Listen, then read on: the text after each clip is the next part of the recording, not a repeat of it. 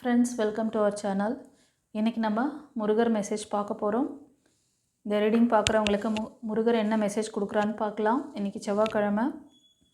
முருகர் அவரோட பக்தர்களுக்கு என்ன மெசேஜ் வச்சுருக்காரு, என்ன பிளெஸ்ஸிங்ஸ், கைடன்ஸ் பார்த்துடலாமா?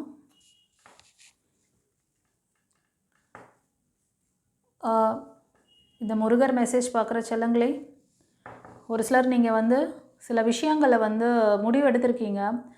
அந்த விஷயங்கள் கரெக்டாக தான் இருக்கா அப்படிங்கிறத நீங்கள் ஒரு வாட்டி கிளாரிட்டி வாங்கணும். உங்களோட ஒரு ஹையர் செல்ஃப் இல்லைனா பெரியவங்களோட யார் கூடயாவது நீங்கள் டிஸ்கஸ் பண்ணணும். உங்களோட கொஞ்சம் வயசில் பெரியவங்க இல்லை அனுபவத்தில் மூத்தவங்க அந்த மாதிரி, ஓகேவா? அவங்களோட டிஸ்கஸ் பண்ணி உங்களுக்கான இந்த முடிவு கரெக்டானதா, இதை நீங்கள் ரீகன்சிடர் பண்ணலாமா அப்படிங்கிறது ஒரு வாட்டிக்கு 2 வாட்டி நீங்கள் கிளாரிட்டி வாங்கிட்டு அதுக்கப்புறமா அதுக்கான அந்த மூவை பண்ணுங்கள். இது ஒரு சிலருக்கு. ஒரு சிலருக்கு நீங்கள் கேட்குற அந்த விஷயங்கள், முருகர்கிட்ட ப்ரேயர் வச்சுருக்கீங்கள, அது எப்போ நடக்கும்னு கேட்குறீங்க. கரெக்டாக எப்போ எனக்கு நடத்தி தரப்போகிற முருகா சொல்லிவிட்டு கண்டிப்பாக இந்த நியர் ஃப்யூச்சர் அப்படிங்கிறாரு. அதாவது எப்போ வேணாலும் நடக்கலாம், சடனாக நடக்கும். ஓகேவா? ரெடி ரிசீவ் பண்ணிக்க நீங்கள் ரெடியாக இருங்க. ஓகேவா? நாங்கள் ரெடி, நீங்கள் ரெடியான்னு கேட்குறாரு. நான் ரெடி, நீ ரெடியாக வாங்கிக்கிறதுக்கு. கண்டிப்பாக நீ கேட்குற அந்த ரிலேஷன்ஷிப் பாண்டிங் எல்லாமே சரியாக போகுது.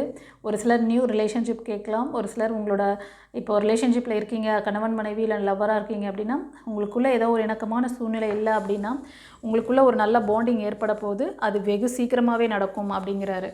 ஓகேவா? இமீடியட் எப்போ வேணால் நடக்கலாம், நாளைக்கே நடக்கலாம். ரொம்ப கூடிய விரைவில் உங்களுக்கு அதுக்கான பிளெஸ்ஸிங்ஸ் இருக்குது. ஓகே,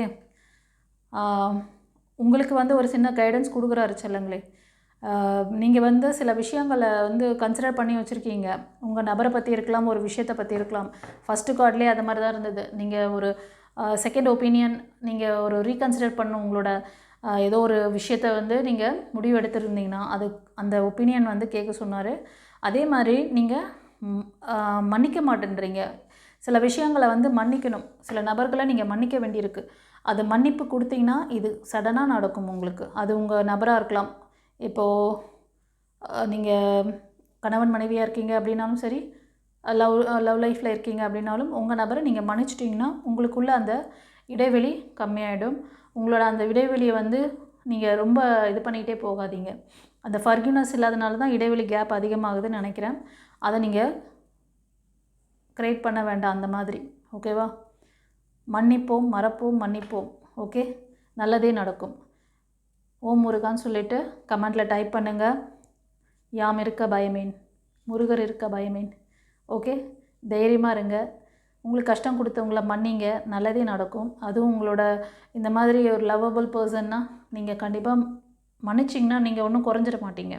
ஓகேவா? மன்னிப்பு கொடுக்குறவன் மனுஷன்,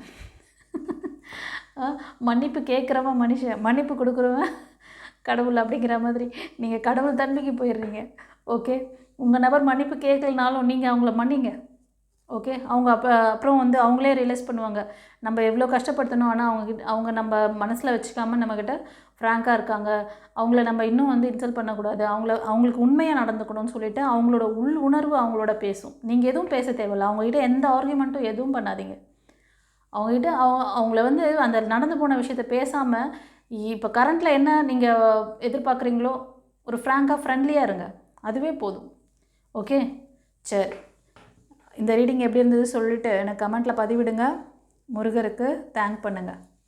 காட் பிளஸ் யூ. குருச்சரணம்.